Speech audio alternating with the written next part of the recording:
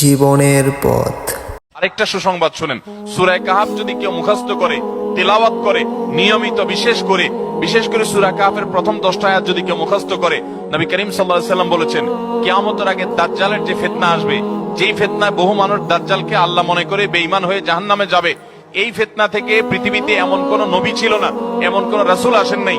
এই মানব ইতিহাসের প্রথম মানুষ আদম আলাইহিস সালাম থেকে নিয়ে আমাদের মুহাম্মদ সাল্লাল্লাহু আলাইহি সাল্লাম পর্যন্ত এই লক্ষ লক্ষ যত নবী রাসূল এসেছে, সমস্ত নবী রাসূলরা একটা ব্যাপারে সাবধান করে গেছেন, দাজ্জাল আসবে।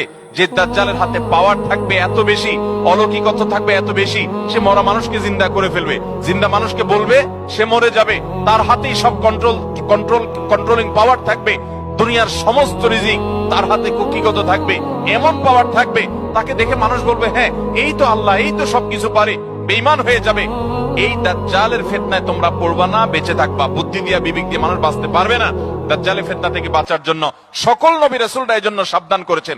আমাদের নবী সাল্লাল্লাহু আলাইহি সাল্লাম নামাজের শেষ বৈঠকে দোয়া মাসুরের জায়গায় একটা দোয়া পড়তেন, আল্লাহুম্মা ইন্নী আউযু বিকা মিন আযাবিন নার ওয়া আযাবিল কবর ওয়া আউযু বিকা মিন ফিতনাতিল মাহইয়া ওয়াল মামাত ওয়া আউযু বিকা মিন শাররি ফিতনাতিল মাসিহিদ দাজ্জাল। আল্লাহ আপনার কাছে দাজ্জালের ফিতনা থেকে পানা চাই। 14.5